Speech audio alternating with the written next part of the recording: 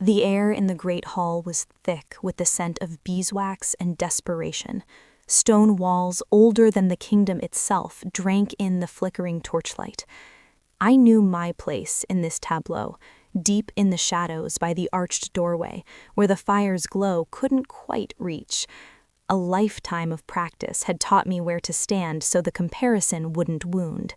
"Your Majesty," my father's voice echoed, a hollow boom trying to sound like confidence. "I present my daughters." I didn't need to look to know Ilara was dazzling. My sister didn't just enter a room, she conquered it. The collective sigh from the courtiers was a familiar symphony. Ilara in sapphire silk, her chestnut hair a cascade of perfection, her smile a weapon. And then there was me, Marlena, dressed in muted charcoal, my ashen hair in a simple plait, the overlooked one, the afterthought. The silhouette of the Lycan king was a statue of shadow and simmering power at the hall's far end. I felt his presence like a shift in atmospheric pressure. "Take the fair one," my father announced, gesturing to Ilara. "Her beauty is celebrated across 5 territories. She would make a worthy queen." A beat of silence stretched, thin and sharp as a razor. "No." The king's voice was a low growl, the sound of stone grinding against stone. It severed my father's speech mid-thought. The hall froze. "I see what she is," the king continued, and he began to move. His boots struck the flagstones with a predator's cadence. He circled Ilara, who now looked like a perfectly painted doll, her smile brittle. Polished, predictable, a mirror reflecting only what she's been told to be. He stopped his circuit, and his gaze, a piercing mercury gray, swept past the nobles and landed directly at my shadowed corner. My blood turned to ice. "There is another." The words were not loud, but they silenced the world. Every head swiveled. The shadows I clung to evaporated under the heat of 100 stares. "Marlena is... she is not..." my father stammered, his face draining of color. The king ignored him. He strode toward me, and the crowd parted like wheat before a scythe. I was exposed, a rabbit in an open field. He stepped into the dim light near my doorway, and I truly saw him for the first time. Kaelin, dark hair with threads of iron, a face carved with the harsh beauty of a cliff face, and those eyes that saw everything. "Come here." It was not a request. My legs, traitors that they were, obeyed. I walked into the center of the hall, the whisper of my plain dress deafening in the quiet. "Why were you hiding?" His question was blunt, a blade to the throat of propriety. The truth spilled out raw and unvarnished. "Because no one looks for me anyway." I heard my father's horrified gasp, Ilara's soft cry, but Kaelin's expression didn't change. If anything, a spark of understanding lit the gray depths. "Then if I look for you now," he said, his voice dropping so only I could hear, "you have been found. Your father offered me a jewel to my crown, but I do not need a jewel. I need a cornerstone, someone who knows how to endure when the world presses down." He studied my face, my simple clothes, my unadorned hair.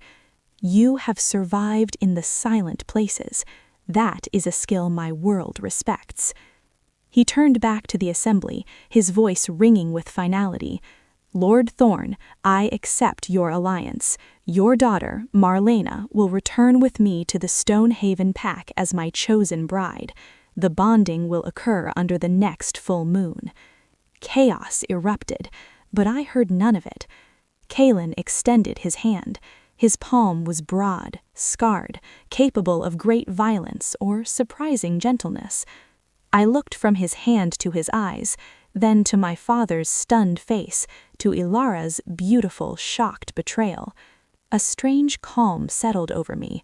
This was my one chance to step out of the shadows. Steady heart, steady hands. I placed my hand in his. His fingers closed around mine, warm and inescapable. "We leave at dawn," he said. But as he turned to address my father's sputtering advisors, my gaze caught on a figure lingering in the deepest arch of the hall. A man I didn't recognize, clad in traveler's leathers darker than midnight.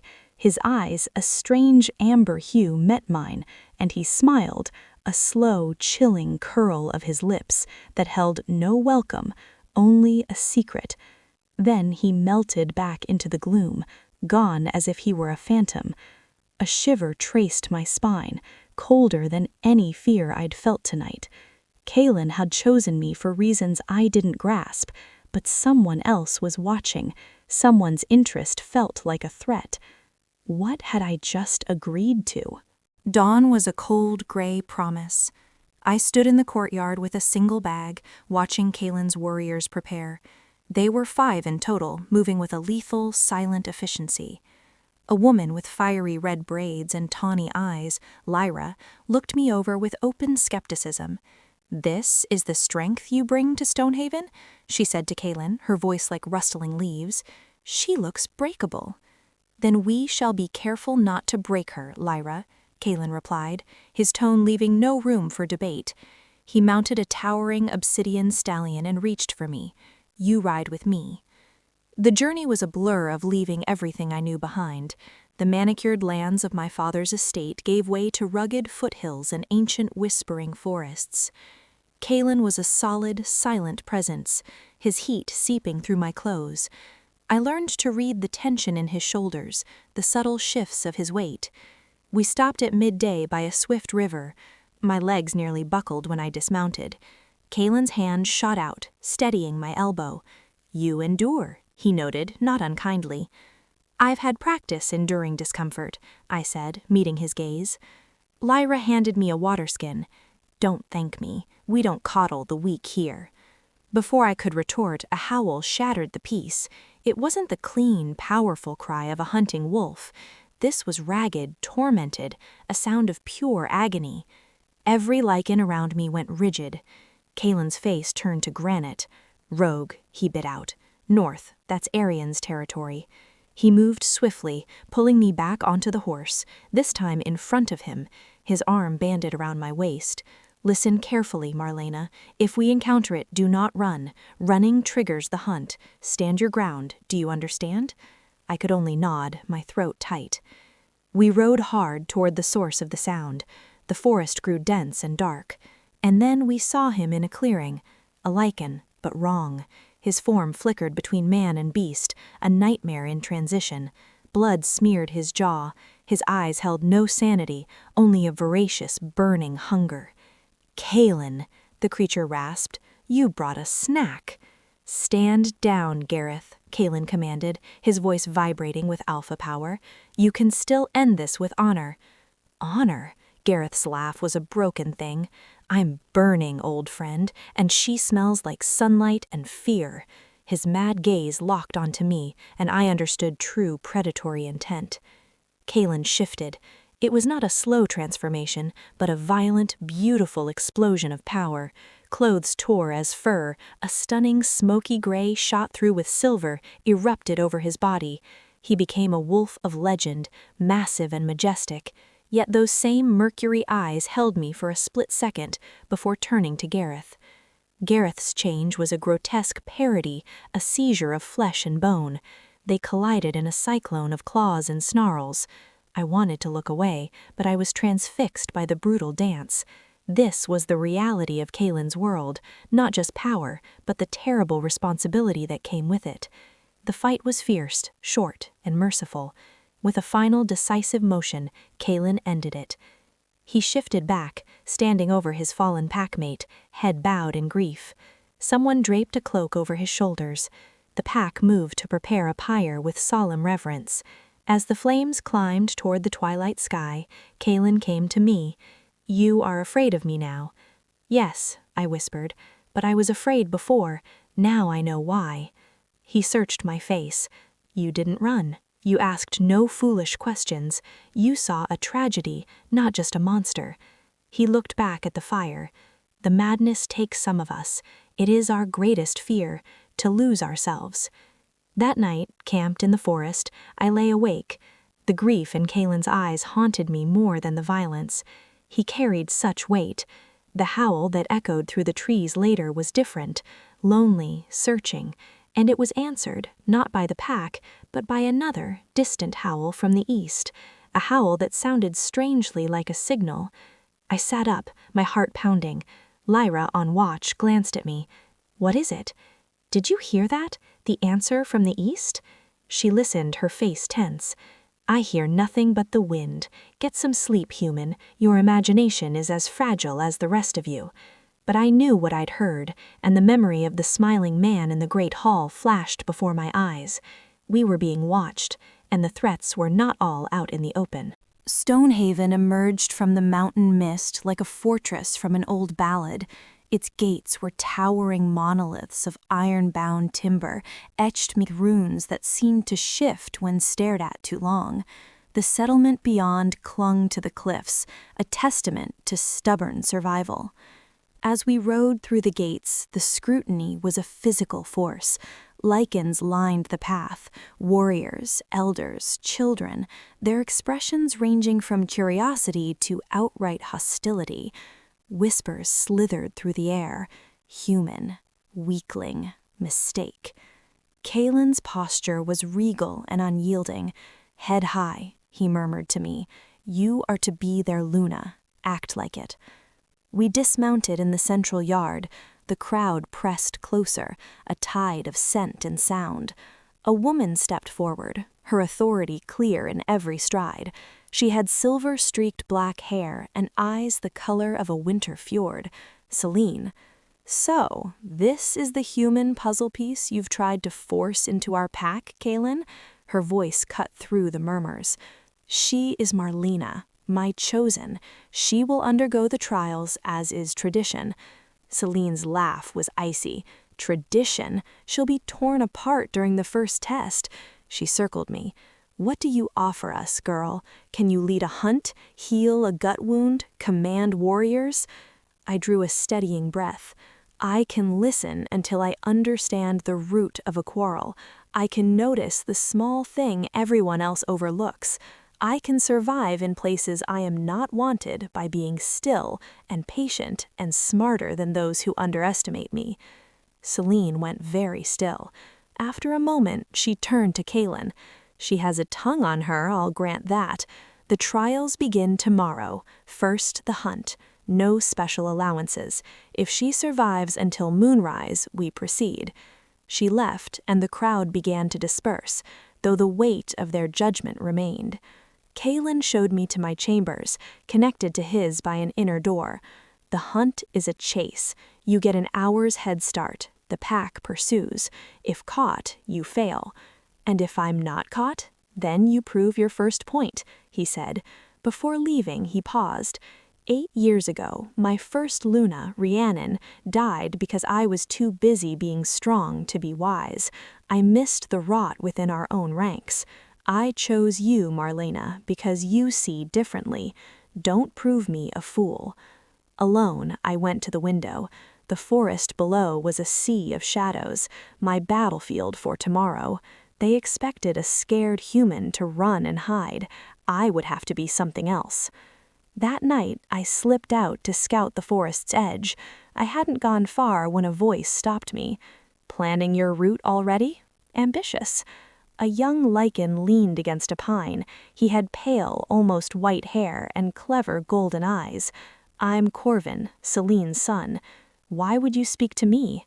"Maybe I find the king's gamble interesting," he shrugged. "A tip for interest's sake. Everyone expects prey to follow water or hide in thickets. The high crags to the north are brutal to climb, but the winds there scatter scent. They'd never expect a human to make it." He gave me a sharp smile. "Or maybe I just want to see if you're worth the chaos you're causing." He vanished into the dark. Ally or manipulator? I couldn't tell. Back in my room, I pored over the only weapon I had brought, my mother's botanical journal, not for beauty, but for survival. I memorized plants that could confuse a tracker's nose, that could induce drowsiness, that could hide my passage. As dawn approached, I dressed in earth-toned clothes, braided my hair tight, and tucked the journal into my tunic. I was not just running, I was preparing to fight a battle of wits. The pack would hunt a rabbit, they would find a ghost. The morning was crisp. The entire pack assembled in the yard.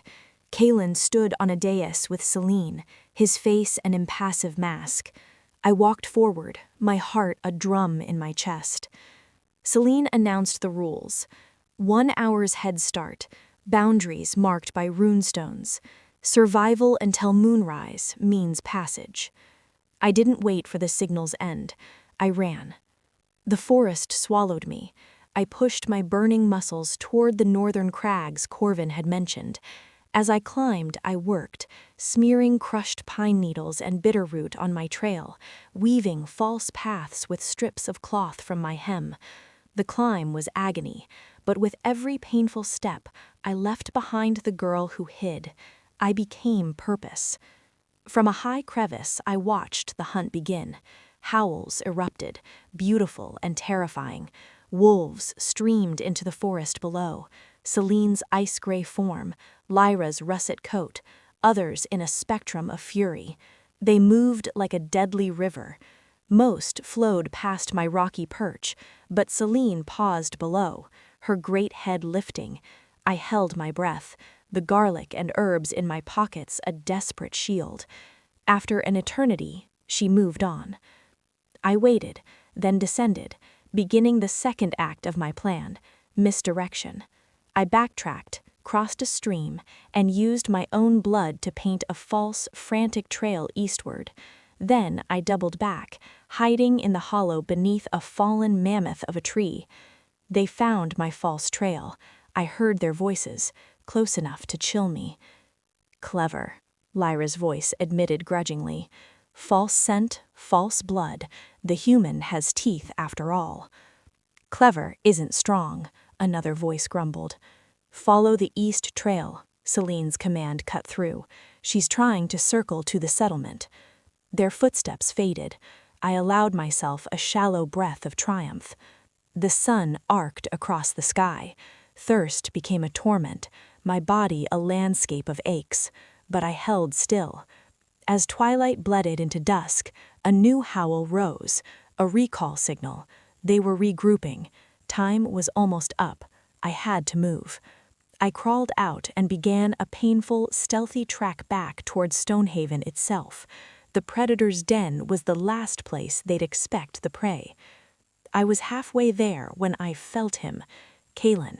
In human form, he stood in a moonlit glade directly in my path. Our eyes locked. He had found me with an alpha's effortless skill. This was it, the end of my trial. He studied my battered, determined face for a long, silent moment. Then, without a word, he turned and walked away, his footsteps deliberately loud, leading any nearby hunters away from me. He had seen me, and he had let me go. With the last of my strength, I ran. I burst into the torchlit yard just as the moon cleared the mountain peak. I collapsed to my knees, gasping. Celine stood before the silent pack. "Moonrise," she declared. She survived the hunt. The reaction was a tempest, shouts, growls, a few cheers. Celine approached me. "You used the forest as an ally. You thought. That is acceptable. The second trial is in 3 days. The gauntlet. Rest. You will need it." As the crowd dispersed, Kalen came to me. He saw my bloody feet, my torn clothes. "You are hurt. I am alive," I corrected, swaying. A ghost of a smile touched his lips. "You proved something today, that the most dangerous creature in the woods is not always the one with the sharpest teeth." He helped me inside, his support firm and unshakable. But as I limped past the celebrating pack, my eyes caught a flicker of movement on the high wall. Corvin stood there, not celebrating, watching me with those calculating golden eyes. And beside him, barely visible in the gloom, was the silhouette of another figure, tall, cloaked, the same man from my father's hall. They were not just watching, they were inside the walls. The next 3 days were a haze of healing and dreading the gauntlet. My chambers became a sanctuary of sorts, though the connection to Kylene's room through the inner door was a constant, silent reminder of the bond forming. He checked on me often, our conversations shifting from formal to something resembling friendship. He spoke of Rhiannon, not with lingering romance, but with deep regret, a strategic mind lost because he was too proud to see betrayal from within his own council. "The gauntlet tests more than survival," he explained one evening. "It tests the mind and the heart. You will be challenged, provoked, and judged on every reaction." The day arrived.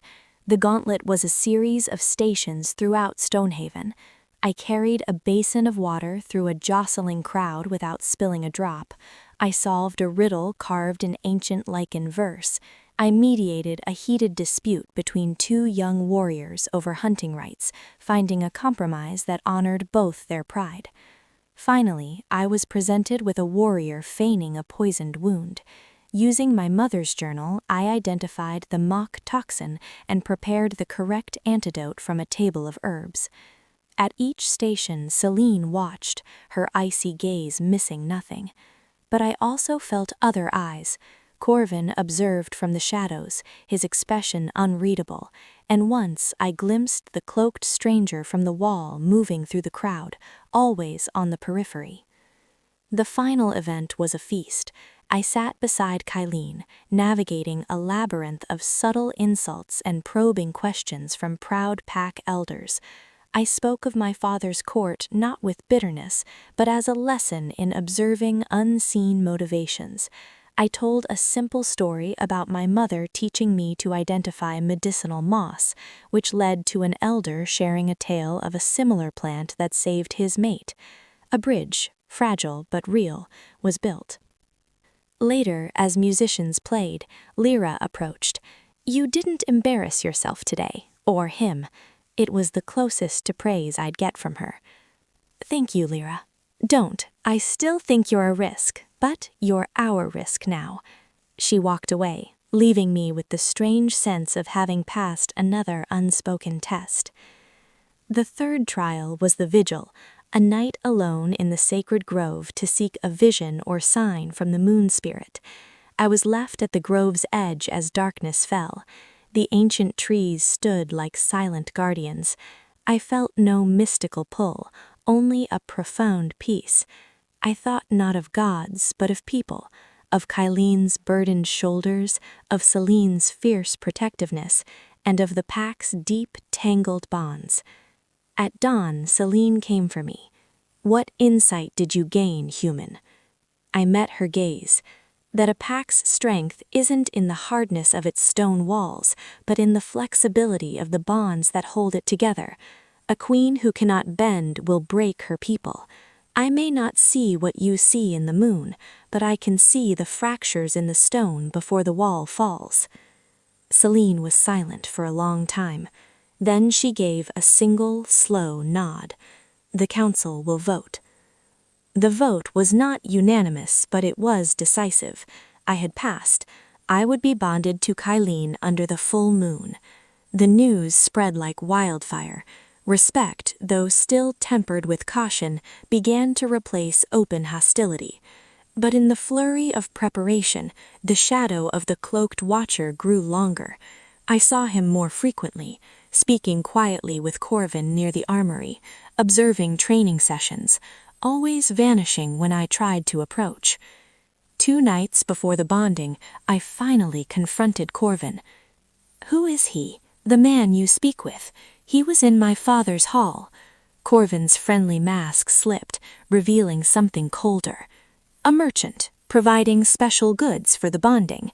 You're paranoid, future Luna." "He is no merchant, I insist. He watches me." "Everyone watches you," Corvin said, his smile returning, but it didn't reach his eyes. "Get some rest. You have a big day ahead."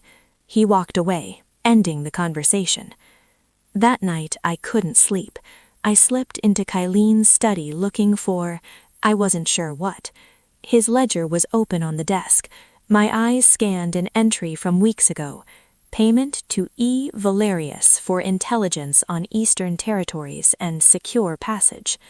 Valerius, the smiling man's name. He wasn't a merchant. He was a spy, and Kylene had hired him. But for what? And why was he still here, whispering with Celine's son? A floorboard creaked behind me. I whirled, but the room was empty. The only evidence I wasn't alone was the faint, lingering scent of pine and iron, and the slow, steady feeling that the real trial hadn't even begun. The day of the bonding dawned clear and cold. Stonehaven thrummed with frenetic energy. I was dressed in a simple gown of silver white, my hair woven with sprigs of wolfsbane and silver thread, traditional symbols of protection and fidelity. The ceremony would be at moonrise in the sacred grove. Throughout the day, a strange tension vibrated beneath the celebration. Kalen was everywhere, a pillar of calm, but his eyes held a watchfulness that matched my own. Celine oversaw the security, her commands sharp. I saw no sign of Valerius, the spy, which unnerved me more than his presence would have. As twilight approached, Lyra came to my chamber. "It's time." Her demeanor was uncharacteristically solemn. She fastened a cloak around my shoulders. "The grove is prepared. The entire pack awaits." "Lyra," I said, stopping her, "do you trust Corvin?" She froze. "He is Celine's blood. Why do you ask?" "He is often with the outsider, Valerius, the one Kalen hired." Her tawny eyes narrowed. Kalen hired many for information during the alliance negotiations. Valerius's work is done. He should be gone. She studied my face. "Stay close to Kalen tonight. The bonding is powerful magic. It makes everyone vulnerable." Her warning hung in the air as she led me out. The sacred grove was transformed. Hundreds of Lycans stood in a wide circle holding torches that made the rune-carved standing stones glow. In the center, a space was cleared before the largest stone, the Alpha's altar. Kalen waited there, dressed in ceremonial leathers and fur, the marks of his rank painted in ash and ochre on his skin. He looked every inch the primal king. As I walked the path through the pack, the silence was absolute, heavy with expectation and ancient power. I felt their collective gaze, but I kept my eyes on Kalen. In his mercury eyes I saw not just duty, but a flicker of something that steadied my trembling heart. Celine began the chant, her voice rising in the old tongue. The words wove through the grove, tugging at something deep in my chest. Kalen took my hands. His were warm, his grip sure. We spoke the vows, promises of partnership, of strength offered and shelter given, of loyalty unto death. As the final vow echoed, Celine raised a ceremonial dagger. "By blood and moon, let the bond be sealed." She nicked Kalen's palm, then mine, and pressed our hands together. A jolt, like lightning grounded in my soul, shot through me. It wasn't pain, but an overwhelming awareness. I could feel the edges of Kalen's consciousness, not his thoughts, but the shape of his spirit, steadfast, burdened, fiercely protective. And I knew, with certainty, he felt the echo of mine in return. The pack's howl of approval shook the ground. In that moment of profound connection, a sharp, discordant scent cut through the smoky air. Pine and iron. Valerius. I tore my gaze from Kalen's stunned eyes and looked toward the tree line. There he stood, the cloaked man, no longer smiling. His face was a mask of cold intent. And beside him, not looking surprised at all, was Corvin. Corvin met my eyes across the distance and gave a small, almost apologetic shrug. Then he raised a horn to his lips and blew. The sound was not a Lycan call, it was a harsh, blaring signal. From the dark forest beyond the grove, answering howls erupted. But these were not the clean calls of Stonehaven. They were the same ragged, maddened cries we had heard from the rogue Gareth. Dozens of them. Chaos erupted. The pack's celebration turned to battle-ready snarls in a heartbeat. "Rogues! To the walls!" Kalen roared, the alpha command rippling through the pack. He pushed me behind Celine. "Protect her!" "But the bond, the gate defenses," Celine started. "Were sabotaged," Kalen finished, his gaze locking on Corvin, who was melting back into the trees with Valerius. It was a betrayal that cut deeper than any claw. The rogue howls were at the very gates. The bonding ceremony, the moment of greatest unity and vulnerability, had been the perfect time to strike, and we had been led into the trap by someone we trusted. As warriors streamed toward the breach, Kalen looked at me, our hands still bloodied and clasped. The new, fragile bond between us thrummed with alarm and a grim shared realization. The trials had only been a prelude. The true fight for Stonehaven and for our lives began now. The day of the bonding dawned clear and cold. Stonehaven thrummed with frenetic energy. I was dressed in a simple gown of silver white, my hair woven with sprigs of wolfsbane and silver thread, traditional symbols of protection and fidelity. The ceremony would be at moonrise in the sacred grove. Throughout the day, a strange tension vibrated beneath the celebration. Kalen was everywhere, a pillar of calm, but his eyes held a watchfulness that matched my own. Celine oversaw the security, her commands sharp. I saw no sign of Valerius, the spy, which unnerved me more than his presence would have. As twilight approached, Lyra came to my chamber. "It's time." Her demeanor was uncharacteristically solemn. She fastened a cloak around my shoulders. "The grove is prepared. The entire pack awaits." "Lyra," I said, stopping her, "do you trust Corvin?" She froze. "He is Celine's blood. Why do you ask?" "He is often with the outsider, Valerius, the one Kalen hired." Her tawny eyes narrowed. "Kalen hired many for information during the alliance negotiations. Valerius's work is done. He should be gone." She studied my face. "Stay close to Kalen tonight. The bonding is powerful magic. It makes everyone vulnerable." Her warning hung in the air as she led me out. The sacred grove was transformed. Hundreds of Lycans stood in a wide circle holding torches that made the rune-carved standing stones glow. In the center, a space was cleared before the largest stone, the Alpha's altar. Kalen waited there, dressed in ceremonial leathers and fur, the marks of his rank painted in ash and ochre on his skin. He looked every inch the primal king.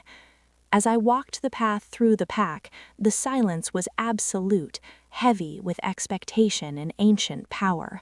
I felt their collective gaze, but I kept my eyes on Kalen.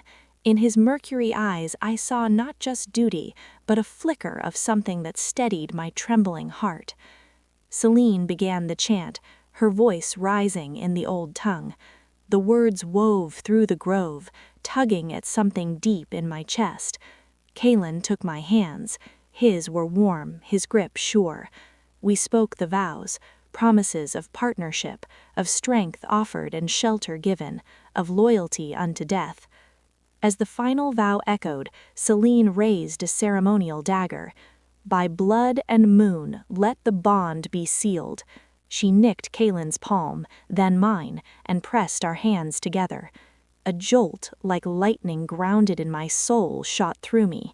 It wasn't pain, but an overwhelming awareness. I could feel the edges of Kalen's consciousness, not his thoughts, but the shape of his spirit, steadfast, burdened, fiercely protective. And I knew, with certainty, he felt the echo of mine in return. The pack's howl of approval shook the ground. In that moment of profound connection, a sharp, discordant scent cut through the smoky air. Pine and iron. Valerius. I tore my gaze from Kalen's stunned eyes and looked toward the tree line. There he stood, the cloaked man no longer smiling. His face was a mask of cold intent, and beside him, not looking surprised at all, was Corvin. Corvin met my eyes across the distance and gave a small, almost apologetic shrug. Then he raised a horn to his lips and blew. The sound was not a Lycan call, it was a harsh, blaring signal. From the dark forest beyond the grove, answering howls erupted. But these were not the clean calls of Stonehaven, they were the same ragged, maddened cries we had heard from the rogue Gareth. Dozens of them. Chaos erupted. The pack's celebration turned to battle-ready snarls in a heartbeat. "Rogues! To the walls!" Kalen roared, the alpha command rippling through the pack. He pushed me behind Celine. "Protect her!" "But the bond, the gate defenses," Celine started. "Were sabotaged," Kalen finished, his gaze locking on Corvin, who was melting back into the trees with Valerius. It was a betrayal that cut deeper than any claw. The rogue howls were at the very gates. The bonding ceremony, the moment of greatest unity and vulnerability, had been the perfect time to strike, and we had been led into the trap by someone we trusted. As warriors streamed toward the breach, Kalen looked at me, our hands still bloodied and clasped. The new, fragile bond between us thrummed with alarm and a grim shared realization.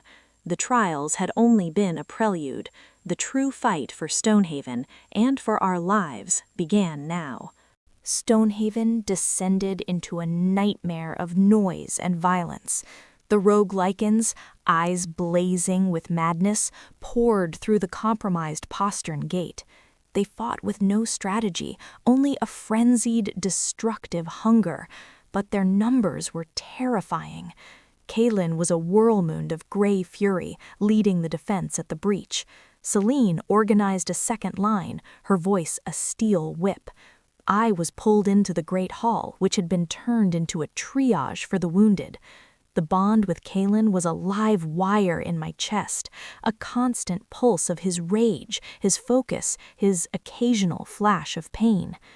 I fell into the work my mother had taught me, using her journal and the hall's stores of herbs to staunch bleeding, bind wounds, and brew pain-numbing teas. I was no warrior, but I could mend. Lyra, with a gash across her arm, shoved a crying child toward me. "Keep them safe," she barked before rushing back out. Hours blurred. The sounds of battle ebbed and flowed. Through the bond, I felt Kalen's growing fatigue, a dull ache spreading through his limbs. They were being worn down. A young warrior staggered in, clutching his side. "They're falling back to the inner yard. The king, he's holding the gatehouse alone." Panic lanced through me. I shoved a poultice into an elder's hands and ran. I had to see. I had to help. I emerged into a scene from a dark legend. The inner yard was a churning mass of combat. In the center, before the gatehouse arch, Kalen fought 3 rogues at once in his wolf form. He was magnificent and terrible, but even his strength had limits. One rogue latched onto his flank. Kalen's pain shot through our bond, sharp and white-hot. Without thinking, I acted. Near the wall grew thickets of a thorny vine my mother had called dreamer's bane, poisonous if ingested, but its smoke caused confusion and paralysis. I grabbed a torch from a fallen bracket and thrust it into the dry thicket. Acrid, sweet smoke billowed out, carried by the wind directly into the fray. The rogues caught the scent, stumbling back, disoriented, paws batting at their muzzles. Kalen, recognizing the tactic, held his breath and lunged, finishing 2 in quick succession. The third fled, crashing into its confused allies. The smoke created a brief, chaotic respite. Kalen shifted back to human form, breathing heavily, blood streaming from the wound on his side. His eyes found me across the smoky yard, holding the torch.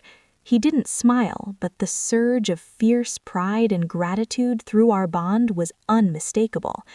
But the victory was short-lived. From the high walls, a new sound echoed. Not a howl, but a clear, commanding shout. Enough! Corvin stood on the gatehouse battlements, Valerius beside him. Corvin held a struggling, gagged figure, Celine. Hold your attacks, or my mother loses her throat. Corvin's voice, amplified by the stone, rang over the dying clashes. The remaining rogues, perhaps 20 strong, pulled back, forming a rough half-circle. Stonehaven's warriors, bloodied and panting, did the same, their eyes fixed on their captured second. Kalen straightened, every line of his body radiating cold, deadly fury. Corvin, you betray your pack, your blood? I am saving it, Corvin shouted, his golden eyes wild. You cling to old ways, Kalen. The madness is not a curse, it is evolution. Valerius's master has a cure, a way to embrace the wolf's power without the loss of mind. But you were too blind, too traditionalist to listen. Valerius spoke, his voice smooth as oil. King Kalen, my master, Lord Cyrus of the Black Ridge Pack, extends an offer. Surrender Stonehaven, submit to his treatment. Your people will be spared, their potential unlocked. Fight, and they will be culled, and your new human Luna will be the first to die. The truth crashed down. This wasn't just a rogue attack, it was a coup by a rival pack, using the promise of a cure for the madness as a weapon and Corvin's ambition as the key. They had used the chaos of the bonding, the one time the pack was gathered and emotionally vulnerable. Kalen looked at Celine, at his wounded warriors, at me. The weight of the choice was crushing. Surrender his pack to a tyrant's experimentation or watch them be slaughtered. His gaze met mine across the blood-stained yard. Through the bond, I felt his turmoil, his love for his people, his rage at the betrayal, and I felt his decision crystallize. Not surrender. Never surrender. But before he could speak, I stepped forward, my voice clear in the sudden quiet. There is no cure. Everyone's eyes turned to me. Valerius's smirk faltered. Your mother's journal, I said, looking directly at Corvin, my mind racing over the botanical notes I'd memorized. In the back, in her notes on mind-altering plants, she documented a case from the border wars. Lycans exposed to a specific fungal blight found in the black marshes near Blackridge exhibited rage, heightened strength, and loss of reason. It wasn't evolution, it was poisoning, a temporary destructive hijacking of the mind. What your Lord Cyrus has is not a cure, it's the source of the sickness. He's making rogues, not curing them. A stunned silence fell. Corvin's face paled. You lie! Check the journal in my room, I said to Celine, though she was gagged. Page 47. She called it Wolf's Bane fungus. The doubt was a seed, but it was enough. The rogues around Valerius began to mutter, looking at each other with dawning suspicion. They had been promised control, not permanent madness. Valerius's eyes hardened. Kill the human! She spews poison! But the moment was broken. Kalen saw the shift. Stonehaven, for your true selves, for your families, attack! The battle reignited, but the rogues' cohesion was shattered. Their attack became desperate, confused. Kalen fought his way toward the gatehouse. Corvin, seeing his scheme unravel, shoved Celine aside and drew a blade, leaping down to confront Kalen. I lost sight of them in the renewed melee. I scrambled towards where Celine had fallen, cutting her bonds with a dropped dagger. She coughed, her ice-blue eyes burning. The fungus, is it true? I believe it is, I said. My mother never lied in her work. Celine looked at her son, locked in a vicious duel with her king, her face a war of anguish and fury. Then she arose, her warrior's composure slamming back into place. Then we end this. And she turned not on the rogues, but on Valerius, who was trying to flee into the chaos. With a snarl of pure vengeance, she gave chase. The tide had turned, but the cost was already written in blood on the stones of the yard, and at its center, a king and a traitor fought for the soul of Stonehaven. The duel between Kaelin and Corvin was a brutal, intimate thing. It was not the wild fury of the rogue battle, but a deadly dance of skill and betrayal. Corvin was fast, fueled by desperation and twisted belief. But Kaelin was an alpha, his every move tempered by a lifetime of duty and the fresh, galvanizing power of our bond. I watched, helpless, from behind an overturned cart, Celine's dagger clutched in my hand.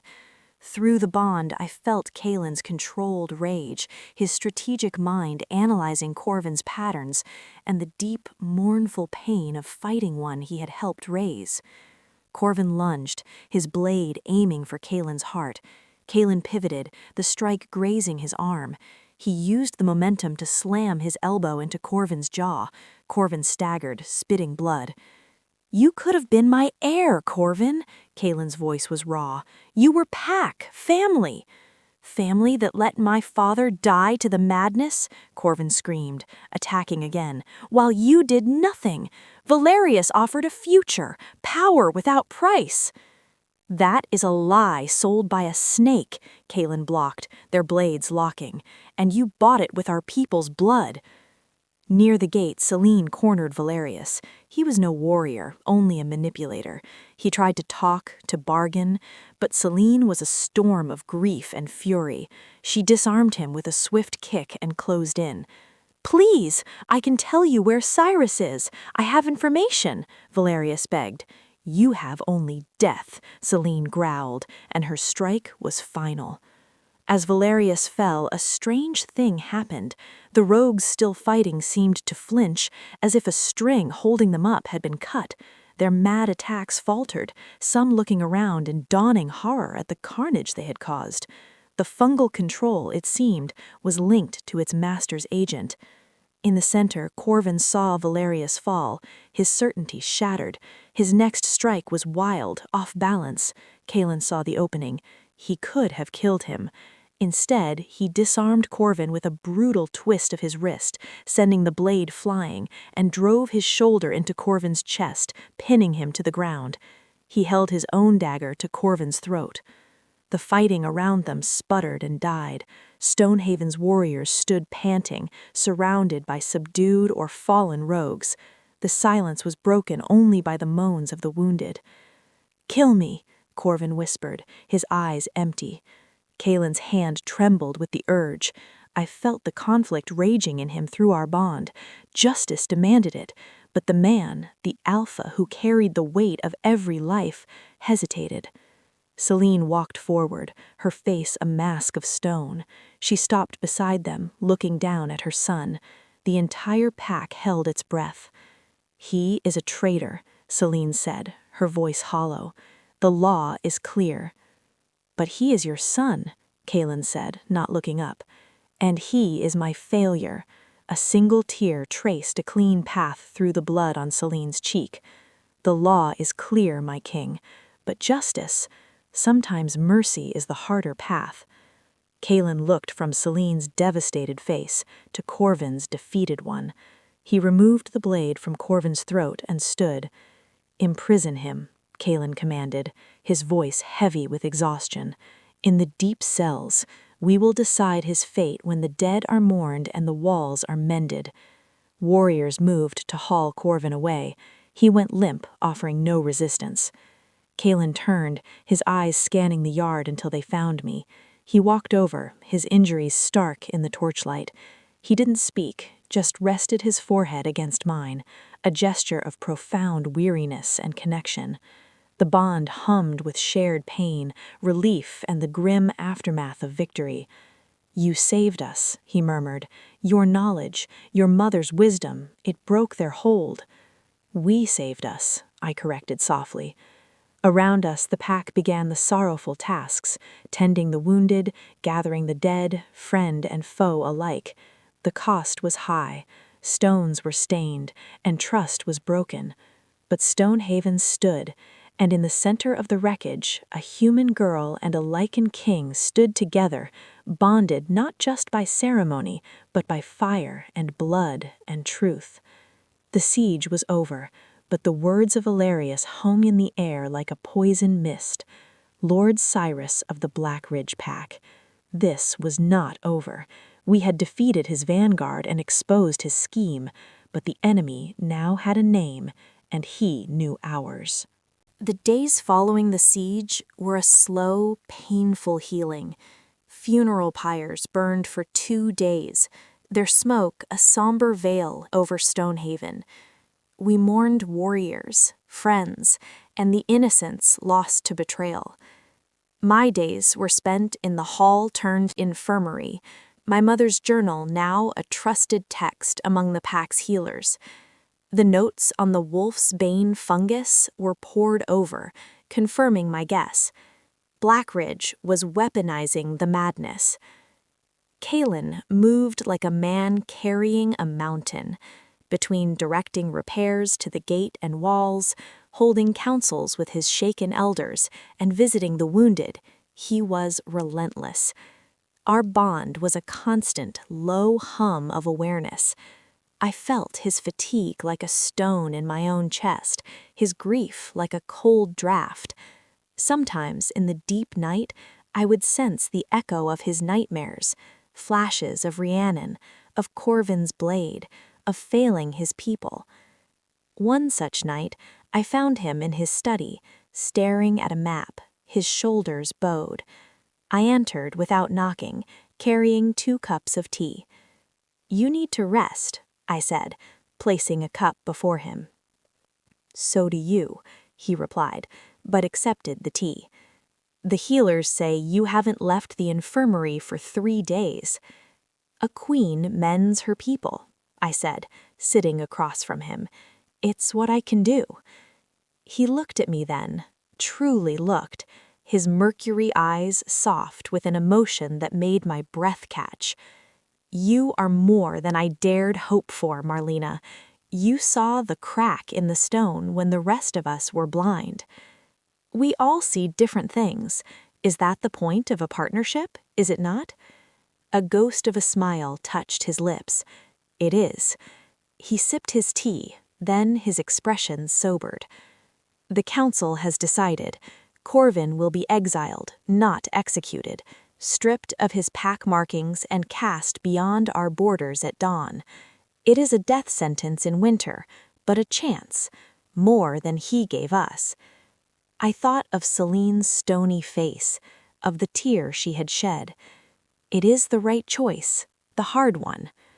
"The first of many," he sighed. "Cyrus of Blackridge will not let this stand. He wanted Stonehaven as a foothold in the east.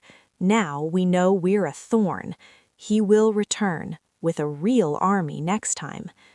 "Then we prepare," I said, with a certainty I didn't know I possessed. "We strengthen our walls, our alliances, our people, and we find a real cure, or a weapon against this fungal poison. My mother's notes are a start." He reached across the table, his hand covering mine. The simple contact sent a pulse of warmth through the bond, quieting the echoes of nightmare. "You give me hope, Marlena, a hope I have not felt in many years." The next morning, at the first light, we stood at the main gate. Corvin was brought forth, his head shaved where his packmark had been burned away, his fine clothes replaced with simple rags. He looked hollowed out. Celine stood beside Kalen, her face impassive, but her knuckles were white where she clenched them. "Corvin, son of Celine, you are cast out from the Stonehaven pack. Your name is struck from our histories. Should you return, you will be killed on sight. Go, and find what mercy the wild holds for you." The gates creaked open, and Corvin didn't look at his mother, or at Kalen. But as he passed me, his eyes, now dull and empty, flicked to mine. He opened his mouth as if to speak, but no sound came. Then he turned and walked into the gray dawn, a solitary figure swallowed by the mist-shrouded forest. The gates closed with a final, resonant thud. Celine did not move for a long time. Then, without a word, she turned and walked back into the fortress, her spine straight, alone with her grief. I moved to follow her, but Kaylin's hand on my arm stopped me. Let her be. Her wounds are of the spirit. They take longer to mend. I looked up at him, at the new lines of care etched beside his eyes. So do yours. He nodded, and together we watched the sunrise slowly burn away the mist. The exile was done. The pack had to heal. But the world outside our walls was now a known, hostile place. The peace we had won was fragile, a breath between storms. Later that day, while organizing the infirmary, Lyra found me. She held a small, cloth-wrapped bundle. "Found this in Valerius' belongings when we cleared his corpse," she said, unwrapping it. Inside was a small, lacquered wood box. She opened it to reveal a pressed, desiccated mushroom with a distinctive black spotted cap. "Thought you might want it, for your research." I took the box, my heart beating faster. This was the source, the physical proof. "Thank you, Lyra." She grunted. "Don't thank me. Just find a way to use it against them. Next time they come, I want to be ready." She paused, then added, "You fought well for a human. You're not completely useless." It was, from Lyra, a declaration of loyalty. I smiled. High praise. As she walked away, I stared at the sinister fungus. This was our new battlefield, not just of claw and steel, but of knowledge. My mother's journal, my human perspective were now vital weapons. The invisible daughter had become the keeper of secrets that could save a kingdom. The path ahead was dark and fraught with danger, but for the first time, I was not walking it alone. I was part of a pack. I was a Luna, and I would fight for my home. Weeks turned into a month. Stonehaven's physical wounds scarred over. The gate stood stronger, reinforced with iron and vigilance. The emotional scars were slower to heal, but the pack, resilient as the mountain itself, began to find its rhythm again. My place within it was no longer a question. I was their Luna, the human who stood in the smoke, who spoke truth to power, who healed their children. My days were divided. Mornings in the archives with the elders, cross-referencing my mother's notes with ancient Lycan lore on toxins. Afternoons learning the basics of pack governance from Kaylin and Celine, whose icy demeanor had thawed to a grudging respect. Evenings were often spent walking the walls with Kaylin, our bond a quiet, comforting presence, discussing everything from grain stores to his childhood. One evening, as a cold moon rose, we stood looking east, toward the distant, unseen territories of Blackridge. "He will come," Kaylin said, his voice quiet. "Cyrus is prideful. An attack repulsed and a scheme exposed is an insult he cannot abide." "Then we will be waiting," I replied, leaning into the solid warmth of his arm. "We have the fungus sample. Our healers are experimenting. We understand his weapon now." "He has other weapons," Kaylin said, a shadow in his tone. "Fear. Ambition. There are other packs who are desperate, who might listen to his promises. Our victory may have only made him more dangerous." A howl cut through the night, not a rogue's cry, but the long, clear call of a Stonehaven sentry. It was answered by another from the west, then another, a message relay. Kaylin straightened, his senses sharpening. That's the signal for approaching riders. Not an attack, a delegation. We descended to the yard as the gates were opened. A small group rode in, weary but proud. Their leader was a woman, her dark hair streaked with silver, her bearing that of an alpha. She dismounted and approached Kaelin, clasping his forearm. Kaelin of Stonehaven, I am Isolde of the Howling Crag pack. We come bearing grave news and seeking counsel. In the great hall, over steaming cups, Isolde delivered her tidings. Black Ridge moves, not with armies, but with whispers. They speak of a new dawn for Lycans, free of the madness. They offer a blessing from their shamans. 3 smaller packs near our borders have already sworn to Cyrus. They did not attack their neighbors. They joined him willingly. A cold dread settled in the room. This was worse than an assault. It was a plague of ideology. He's selling them the poison as a gift, I said, my voice cutting through the worried murmurs. They take it thinking it will free them, and it turns them into his loyal, maddened soldiers. Isolde's sharp eyes turned to me. You are the human Luna, the one who uncovered the fungal trickery. Your fame, oddly, has spread farther than your king's king. She leaned forward. We need your proof, not just words, tangible proof that can be shown to the hesitant, to the desperate. If we cannot show them the lie, Cyrus will win without striking a single blow. I looked at Kaelin. He gave a slow, determined nod. We have the proof, I said, and we have a plan to find more. The next day, a council of war was held, not a council of battle plans, but of truth. We decided to send envoys, small, fast groups, to the neutral and wavering packs. They would carry samples of the wolfsbane fungus, copies of my mother's notes translated into the common tongue, and the testimony of our own warriors who had fought the controlled rogues. I would help draft the messages, my human perspective giving the facts a clarity that pure Lycan pride might obscure. Celine volunteered to lead the first envoy to the most skeptical pack. They know me. They know I value strength above all. If I tell them this strength is a prison, they may listen. As preparations began, Kaelin found me in the herb garden, checking on the progress of our own antifungal experiments. You have plunged us into a different kind of war, Marlena, he said, but there was no accusation in his tone, only admiration. It is the only war we can win, I said, brushing soil from my hands. We cannot out-brutalize a tyrant who creates endless soldiers, but we can outthink him. We can take his weapon and turn it into his condemnation. He stepped close, the bond between us swelling with a potent mix of pride, fear, and a deepening affection that went beyond politics or partnership. He cupped my face, his thumb brushing my cheek. When I chose the unseen sister, I thought I was gaining a keen pair of eyes.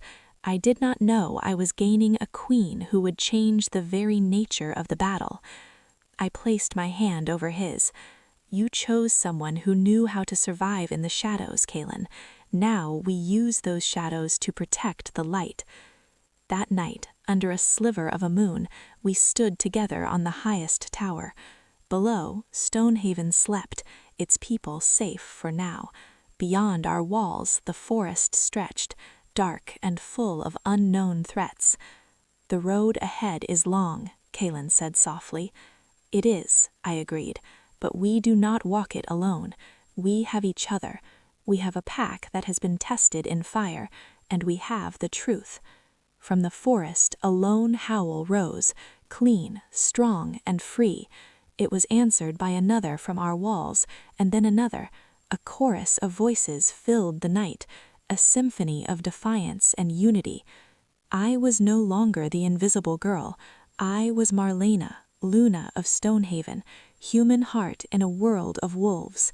I had been chosen from the shadows to stand in the light, and with my king by my side and our pack at our backs, we would face the coming storm not with blind fury, but with clear eyes, steady hearts, and the unshakable knowledge that some bonds, forged in truth and tempered by trial, are unbreakable.